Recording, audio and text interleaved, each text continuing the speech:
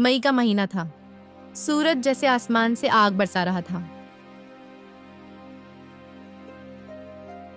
हर ओर सूखा, तपन और खामोशी पसरी हुई थी।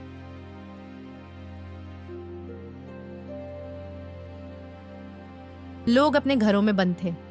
खिड़कियों पर टंगे गीले कपड़े भी सूखकर अकड़ गए थे। ऐसे में गांव की एक गली के अंतिम छोर पर एक टूटी फूटी झोपड़ी थी। वहीं रहती थी अम्मा, जिनका असली नाम शांति था, मगर अब लोग उन्हें नाम से नहीं, बस एक छाया की तरह पहचानते थे। वो कुछ बड़बड़ा रही थी, शायद अपनी किस्मत को कोस रही थी। एक ही बेटा था, वो भी 15 साल से पता नहीं कहाँ है। कभी मेरा हाल तक नहीं पूछा। माँ को भुला ही दिया उसने। चलो, जहाँ भी हो खुश रहे। और मेरा क्या, मेरा बुलावा कब आ जाए कौन जाने। अम्मा का एक बेटा था जो अपनी पत्नी के साथ शहर चला गया था। शुरू में वो पैसे भेजता था, फोन करता था। धीरे धीरे सब बंद हो गया। अब अम्मा दीवारों से बातें करती थी और वक्त के साथ बिल्कुल चुप होती गई। उसी गांव में गुड्डू अपने पिता फहाद के साथ रहता था। गुड्डू की माँ एक बीमारी के कारण इस दुनिया को छोड़ चुकी थी। अब घर और बाहर दोनों की जिम्मेदारी फहाद पर आ गई थी। हर सुबह फहाद खाना बनाकर गुड्डू को खिलाकर काम पर चला जाता था। पिताजी, माँ के जाने के बाद आपने मेरा बहुत अच्छे से ख्याल रखा, मगर अब मैं बड़ा हो गया हूँ। अब मैं भी आपके साथ काम पर जाना चाहता हूँ। अरे बेटा गुड्डू, तुम तो बहुत बड़े हो गए रे, मगर तुम्हारे ये नन्हे हाथ उन भारी बोझों को कैसे उठाएंगे? पिताजी, आप मानते हैं ना कि मैं बड़ा हो गया हूँ? हाँ मेरे राजा बेटे। तो फिर मुझे भी काम पर ले चलिए। ठीक है, जब तुम इतना जिद कर रहे हो तो मेरे पास तुम्हारे लायक एक काम है। ठीक है पिताजी। अरे पहले सुन तो लो, काम क्या है। जहाँ मैं काम करता हूँ वहाँ तुम्हें सभी मजदूरों को पानी पिलाना होगा, ठीक है? फहद ईंटों के भट्टे पर काम करते थे।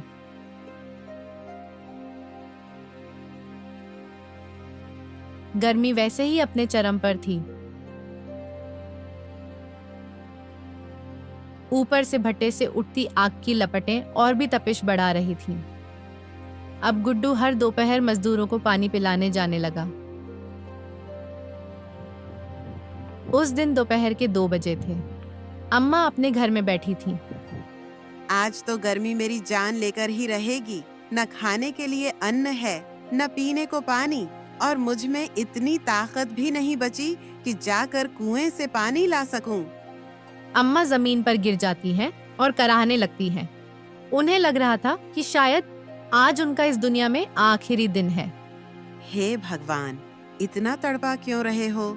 इस जालिम दुनिया से अच्छा है कि मैं तेरे पास ही आ जाऊं। अम्मा ने सारी उम्मीदें छोड़ दी थीं।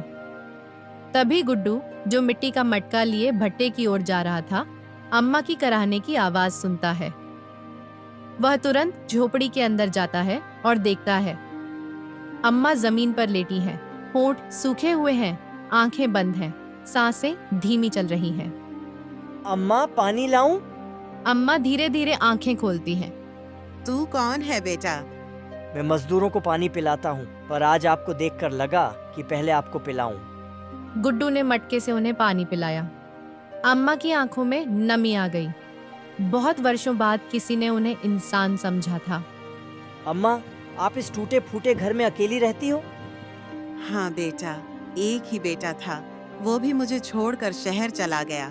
अब इस दुनिया में मेरा कोई नहीं है। अम्मा, क्या मैं आपके बेटे जैसा नहीं हूँ जो आप ऐसा बोल रही हो? अम्मा के चेहरे पर वर्षों बाद मुस्कान की एक झलक उभरती है। अम्मा, क्या हुआ? क्या सोच रही हो आप? क्या आप मुझे अपना बेटा नहीं मानती? नहीं बेटा, ऐसा कुछ नहीं है। तुम तो मेरे बेटे से भी कई गुना अच्छे हो। अब गुड्डू रोज अम्मा के लिए कभी रोटी तो कभी सब्जी लाने लगा। दोनों के बीच एक अजीब रिश्ता बन गया, जिसमें न नाम था न परिभाषा। अगर कुछ था तो वो था अपनापन।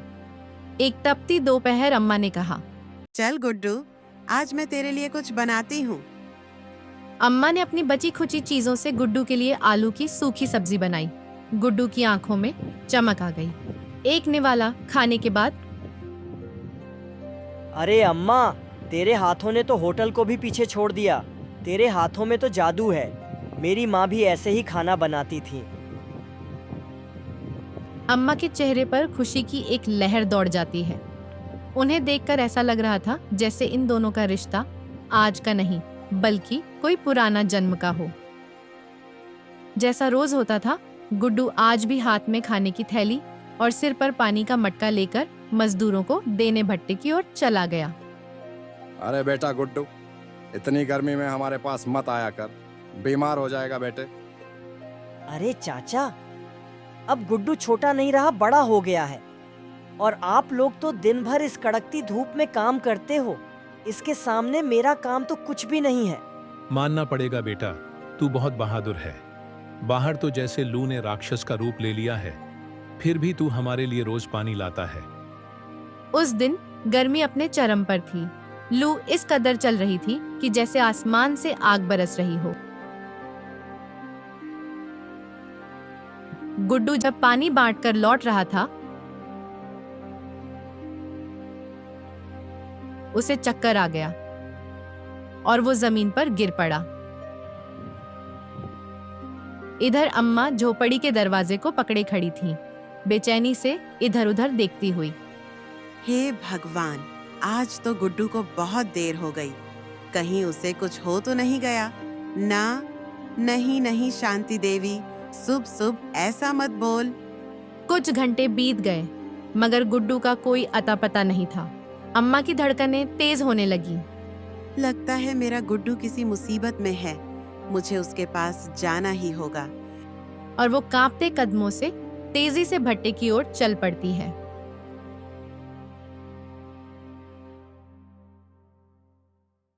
वहां पहुंचकर देखती है गुड्डू जमीन पर बेहोश पड़ा है। अरे बेटा गुड्डू, उठ, क्या हुआ तुझे? गुड्डू की आंखें बंद थीं। वह निस्संवत पड़ा था। अम्मा इधर उधर देखने लगी, लेकिन दूर दूर तक कोई नजर नहीं आ रहा था। हे भगवान, अब मैं क्या करूं? कोई इंसान भी नहीं दिख रहा जो मेरे गुड्डू को अस्पताल ले जा सके। कोई मेरी मदद करो, मेरे बच्चे को बचा लो, कोई मेरी मदद करो। वो जोर जोर से रोने लगी। तभी वहां एक लड़की आती है। अरे अम्मा, क्या हुआ? आप क्यों रो रही हो? अरे बेटी, मेरे गुड्डू को न जाने क्या हो गया है। कब से जमीन पर पड़ा है, कुछ बोल ही नहीं रहा। अम्मा, आप चिंता मत कीजिए, चलिए मेरे साथ। अंजिता ने अपनी कार तेजी से अस्पताल की ओर मोड़ी।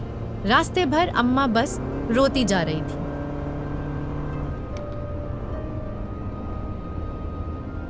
हे भगवान, मेरे बच्चे को कुछ मत होने देना। तूने मुझसे सब कुछ छीन लिया। अब ये एक रिश्ता ही तो बचा है मेरे पास। अंजिता ने जल्दी से हॉस्पिटल के इमरजेंसी गेट पर कार रोकी और गुड्डू को तुरंत अंदर ले जाया गया। डॉक्टरों की एक टीम ने तुरंत इलाज शुरू कर दिया। मामला हीट स्ट्रोक का है। बच्चा बहुत देर तक धूप में रहा है। शरीर में पानी की भारी कमी है, मगर चिंता मत कीजिए, हम पूरी कोशिश कर रहे हैं। अंजिता अम्मा को दिलासा देती हुई। अम्मा, अब गुड्डू सुरक्षित हाथों में है। आप प्रार्थना कीजिए। बेटी, आज तू ना होती तो मैं अपना लाल खो देती। भगवान तुझे खुश रखे। तू मेरे लिए किसी देवदूत से कम नहीं। कुछ घंटे बीतते हैं। डॉक्टर बाहर आते हैं। बच्चा अब खतरे से बाहर है। उसे होश आ गया है, मगर बहुत कमजोरी है। कुछ दिन आराम की जरूरत है। अम्मा की आंखों से राहत के आंसू बह पड़ते हैं। वो दौड़कर गुड्डू के पास जाती है। अरे मेरे लाल, तूने तो मुझे डरा ही दिया था। अगर तुझे कुछ हो जाता तो मैं भी जीते जी मर जाती। अम्मा, मैं ठीक हूँ। बस थोड़ा चक्कर आ गया था। आपने कैसे पता लगाया? माँ को अपने बच्चे का सब एहसास हो जाता है। दिल ने कहा, मेरा गुड्डू खतरे में है, और मैं दौड़ी चली आई। पास खड़ी अंजिता यह दृश्य देख रही थी, एक टूटी सी माँ और एक मासूम बच्चा, जिन्हें किस्मत ने एक दूसरे का सहारा बना दिया था। आपका भी बहुत धन्यवाद दीदी। अगर आप नहीं होती तो शायद। धन्यवाद की जरूरत नहीं गुड्डू। तुम जैसे बच्चे इस दुनिया को जीने लायक बनाते हो। अब जल्दी ठीक हो जाओ ताकि हम सब मिलकर खाना खा सकें। और हाँ, अगली बार लू में अकेले मत निकलना। हाँ दीदी, मैं अब घर से बाहर कम ही निकलूंगा। बेटा, तुम्हारे माँ बाप ने तुम्हें बहुत अच्छे संस्कार दिए हैं। तुम्हारा बहुत बहुत धन्यवाद बेटा। अरे अम्मा जी, धन्यवाद की क्या बात है। ये तो मैंने सिर्फ इंसानियत के नाते किया। हाँ बेटा, तुम बहुत ही संस्कारी हो। वैसे तुमने अपने बारे में कुछ बताया नहीं। अम्मा, मेरा नाम अंजीता है और इस दुनिया में मेरा कोई नहीं है। मैं अनाथ हूँ। अरे बेटा, हम भी बिल्कुल वैसे ही हैं। मेरे भी गुड्डू के सिवा इस दुनिया में कोई नहीं है। और बेटा, अब तू भी मेरी बेटी की तरह है। और हाँ अम्मा, मैं शहर में एक एनजीओ की कार्य करता हूँ। अरे बेटा, तू तो अफसर निकली। और सभी लोग हंसने लगते हैं। इधर जब फहाद घर पहुंचता है तो वह इधर उधर देखता है, लेकिन गुड्डू कहीं नहीं दिखाई देता। फिर वह गुड्डू के कमरे में जाता है, पर वहां भी गुड्डू नहीं होता। या खुदा, मेरा गुड्डू कहाँ चला गया? वह तेजी से भट्टे की ओर जाता है, लेकिन वहां भी गुड्डू नहीं दिखता। तभी गांव का एक आदमी उसे मिलता है। अरे भाई फहाद, इतने चिंतित क्यों हो? क्या बताऊं भाई, मेरा गुड्डू पता नहीं कहाँ चला गया, कहीं दिखाई ही नहीं दे रहा। अरे भाई, तुम्हें नहीं पता क्या? गुड्डू की तबीयत ठीक नहीं थी और जो बुढ़िया गांव के आखिर में रहती है वो उसे शहर के अस्पताल ले गई है। जाओ, जल्दी जाओ भाई। फहाद तुरंत शहर की ओर निकल जाता है और अस्पताल पहुंचता है। अरे मेरे गुड्डू, तुम्हें क्या हो गया था? अरे कुछ नहीं पिताजी, बस थोड़ी सी गर्मी लग गई थी। अम्मा, मैं आपको नहीं जानता, लेकिन आपने मेरे बेटे की जान बचाई। आपका बहुत बहुत शुक्रिया। इतना कहकर फहाद गुड्डू को लेकर वहां से चला जाता है। किसी को कुछ समझ नहीं आता। अम्मा और अंजिता बस देखते ही रह जाते हैं। अंजिता अम्मा को उनके घर छोड़ देती है। अम्मा, आप चिंता मत कीजिए, मैं आपसे मिलने आती रहूंगी। ठीक है बेटा। अंजिता वहां से चली जाती है। उस रात अम्मा कुछ नहीं खाती और जमीन पर लेट जाती है। किसी तरह उनकी रात कटती है। सुबह उन्हें गुड्डू की याद आती है। ना जाने मेरा गुड्डू कैसा है, ठीक है भी या नहीं। उधर गुड्डू अपने कमरे में लेटा हुआ था। बेटा, अब तुम भट्टे पर नहीं जाओगे और हाँ, कुछ दिन तक तुम कहीं भी नहीं जाओगे। ठीक है पिताजी, मैं कहीं नहीं जाऊंगा। फहाद भट्टे पर काम करने चला जाता है। पता नहीं अम्मा ने खाना खाया होगा या नहीं। किस हाल में होंगी अम्मा? मुझे अम्मा के पास जाना चाहिए। फिर उसे याद आता है कि उसके पिता फहाद ने उसे कहीं भी जाने से मना किया है। नहीं नहीं गुड्डू, पिताजी ने बाहर जाने से मना किया है तो तू कहीं नहीं जाएगा। गुड्डू आराम से लेट जाता है। कुछ दिन इसी तरह बीत जाते हैं। अब अम्मा की चिंता और भी बढ़ने लगी थी। काफी दिन हो गए मेरा गुड्डू मुझसे मिलने नहीं आया। मुझे ही उसके पास जाना चाहिए। अम्मा गांव आती हैं और इधर उधर लोगों से पूछताछ करती हैं। कई जगहों पर पूछने के बाद वह किसी तरह गुड्डू के घर पहुंचती है। वह गुड्डू के कमरे में जाती है और वहां दीवार पर टंगी एक तस्वीर देखकर चौंक जाती है। उनके पैरों तले जमीन खिसक जाती है। अरे, ये तो मेरी बहू की तस्वीर है। ये गुड्डू के घर में क्या कर रही है? गुड्डू खाट पर बैठा था। गुड्डू बेटा, तू कैसा है? गुड्डू के चेहरे पर खुशी झलक रही थी। अरे अम्मा, मैं ठीक हूँ। आप कैसी हैं? और आप यहाँ कैसे पहुँची? बेटा, मुझे तो मेरी ममता यहाँ खींच लाई। दोनों कुछ देर बात करते हैं, तभी वहां फहाद भी आ जाता है। अरे अम्मा, आप यहाँ? क्या करूं बेटा, मुझे गुड्डू की बड़ी चिंता हो रही थी तो दौड़ी चली आई। क्या करूं बेटा, मुझे गुड्डू की बड़ी चिंता हो रही थी तो दौड़ी चली आई। पर अम्मा, गुड्डू आपको इतना अच्छे से कैसे जानता है? गुड्डू फहद को सारी बात बताता है। अच्छा, मैं तो यही सोचता था कि गुड्डू आखिर खाना लेकर कहाँ जाता है। बेटा, ये जो तस्वीर दीवार पर टंगी है, ये तेरी पत्नी थी। हाँ अम्मा, ये गुड्डू की माँ है। तू झूठ बोल रहा है। अरे अम्मा, भला मैं झूठ क्यों बोलूं? फहद, ये तेरी पत्नी नहीं, ये मेरी बहू कमला है और मेरे बेटे रोहन की पत्नी। फहद चौंक जाता है और मन में सोचता है। अम्मा को ये सब बातें कैसे पता है? फिर वह अम्मा से पूछता है। अम्मा, कहीं आप रोहन की माँ तो नहीं है? हाँ, मैं रोहन की माँ हूँ और ये मेरी बहू कमला है। अम्मा, मैंने आपको कहाँ कहाँ नहीं ढूंढा, पर आपका कोई पता ही नहीं चला। बेटा फहद, जो भी कहना है साफ साफ कहो। अम्मा, ये मेरा बेटा नहीं, आपका पोता है, गुड्डू। मेरा बेटा और बहू कहाँ है फहद? अम्मा, बड़े दुख के साथ बताना पड़ रहा है। जब रोहन गांव से शहर आया तो मेरी उससे मुलाकात हुई। धीरे धीरे हम अच्छे दोस्त बन गए। 3 साल बीत गए। एक दिन रोहन और भाभी जी घूमने जा रहे थे, तभी रास्ते में उनका एक्सीडेंट हो गया और दोनों की वहीं मृत्यु हो गई। शुक्र है भगवान का कि गुड्डू उस दिन स्कूल में था और वह बच गया। रोहन ने मुझे बताया था कि उनकी अम्मा गांव में रहती हैं और बहुत ही नेक दिल है। उनके अंतिम संस्कार के बाद मैं गांव आया। कई लोगों से पूछा, पर आपका कोई पता नहीं चला। फिर मैंने तय किया कि यहीं रुक जाऊं। शायद एक दिन गुड्डू की दादी जरूर मिले। तीनों की आंखों में आंसू आ जाते हैं। मेरे लाल, जिस दिन तू मुझसे मिला था उसी दिन मुझे लगा था कि तू जैसे मेरा ही अपना है। अम्मा, अब मेरा काम पूरा हो गया। अब मैं शहर जा रहा हूं।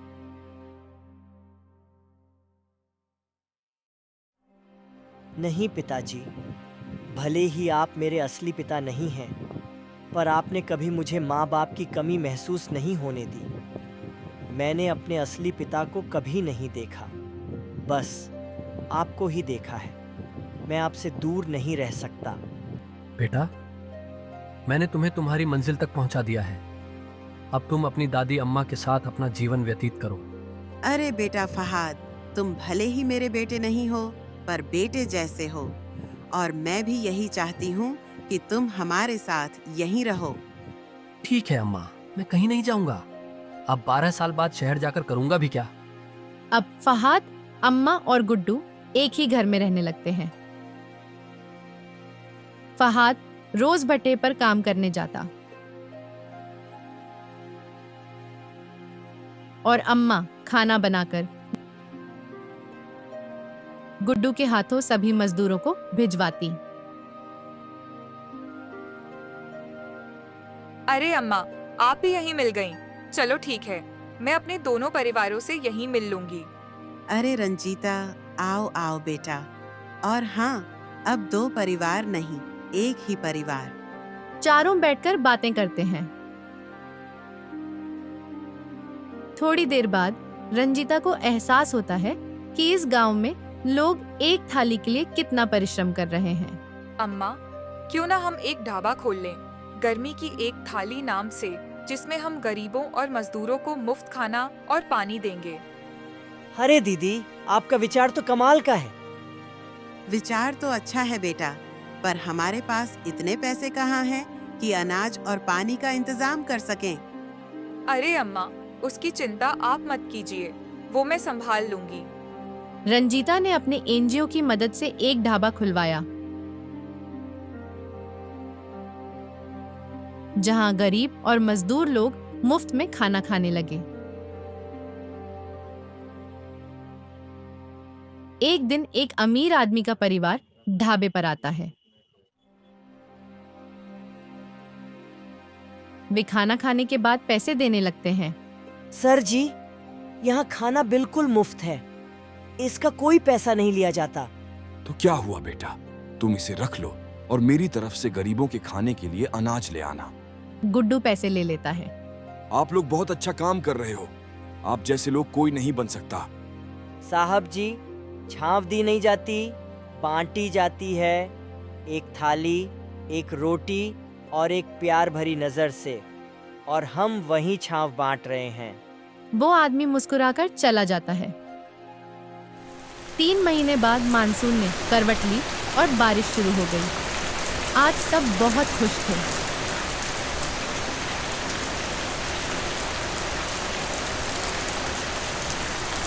गर्मी अब भी हर साल पड़ती है, पर अब उस गांव में कोई भी भूखा नहीं रहता, क्योंकि गर्मी की एक थाली हर किसी के लिए परोसी जाती है, प्यार, इज्जत और उम्मीद के साथ।